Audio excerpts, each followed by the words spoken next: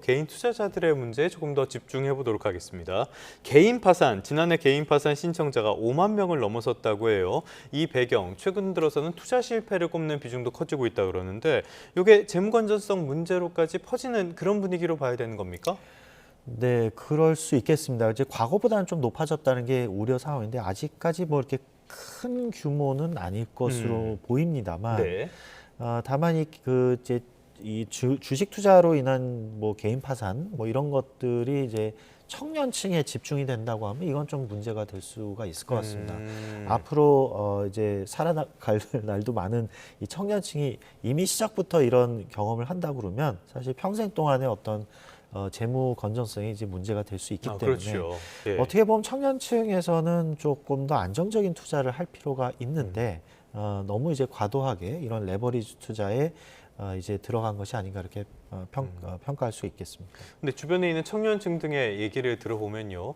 지금 뭐 부동산 값도 너무 올라, 집을 살 수도 없어, 대출도 막혔어, 아무런 희망도 안 보이니까 이런 고위험 투자를 통해서 희망을 찾아보겠다라고 생각하는 분들이 많은 것 같아요. 교수님께서 좀 조언을 해주시겠습니까?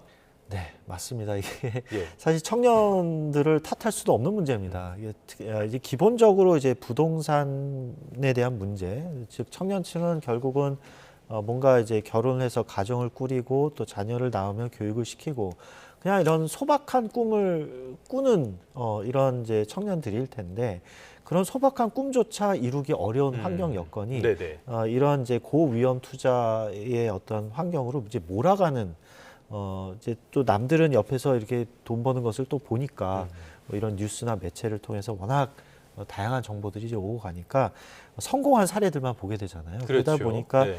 거기에 이제 몰입을 하다 보면은 내가 일확천금을 벌 수 있는 그런 이제 투자, 특히 지금과 같은 코스피 투자 얼마 전까지 그다음에 그 전엔 또 코인 이런 것들에 이제 몰입을 하는 것이 아닌가 좀 우려가 있습니다. 근데 사실 이거는 저도 사실 마찬가지였습니다. 이게 조금 더 제가 예.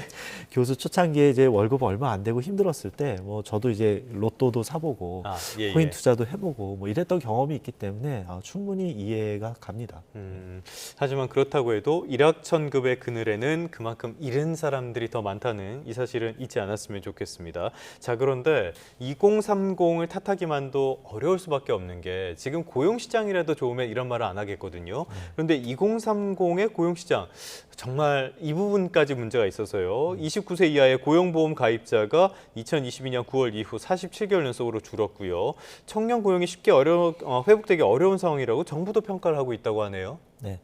요 통계치는 이제 조금은 제가 보기엔 잘못 근거 자료로 낸 게 아닌가. 그러니까 틀렸다는 게 아니고요. 예, 예. 왜냐하면 이 71년생을 기준으로, 그러니까 50대 중반을 기준으로 연령대로 보면 인구가 감소하는 그런 인구 구조를 갖고 있습니다. 예. 즉 어떤 특정 연령의 고용보험 가입자가 몇 년을 통해서 줄어들었다는 것은 이게 인구 감소 효과인지 아니면 실제 고용이 악화돼 가지고 감소한 것인지는 좀 구분해 볼 필요가 통계 착시가 있을 수 예, 있다. 그렇습니다. 이게 22년 9월의 경우는 사실 22년에서 23년의 청년 고용 실업률은 굉장히 좋은 상황이었습니다.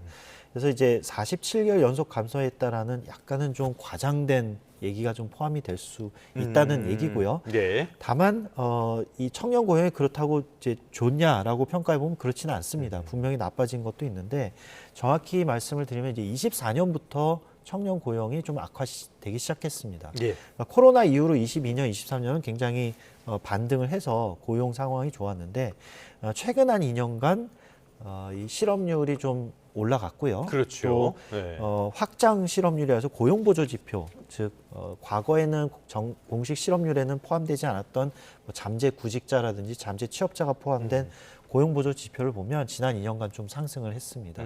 즉 뭐 예를 들면 이제 뭐 쉬었음, 뭐 지난 4주 전까지는 그 취업 활동을 하다가 지난 4주 동안 하필이면 그냥 취업 활동을 안 했던 네네네. 그런 이제 애매한 경계선에 있는 이제 실업자나 다름없는 인구가 이제 잠재 뭐 구직자라고 볼 수 있는데 그 인구가 굉장히 빠르게 늘고 있거든요. 그런 측면에서는 좀 청년 고용이 좀 안 좋아지고 있다고 예. 평가할 수가 있겠습니다. 자, 최근에 고용 흐름을 쭉 보면요. 반도체 호황 속에서도 청년들이 갈 만한 제조업, 좋은 일자리라든지 이런 것들은 줄어드는 흐름들이 명확하게 보이거든요. 지금 시점에서 어떤 정책적인 노력이 필요하다고 보십니까?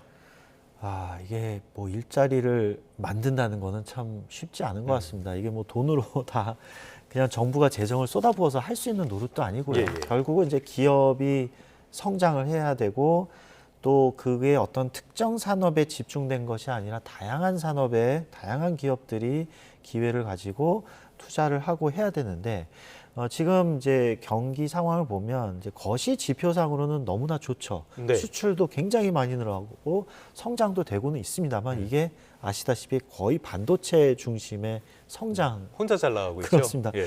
그러니까 뭐 일부 이제 삼성전자나 SK 하이닉스에 취직할 수 있는 아주 뭐 탑 티어의 어떤 잡 캔디데이트들 말고는 사실 다양한 다른 산업에서의 취업은 굉장히 어려운 상황이라고 볼 수 있고 그런 측면에서 보면 좀 그 산업의 포트폴리오를 이제 다양화할 수 있는 이런 정책들.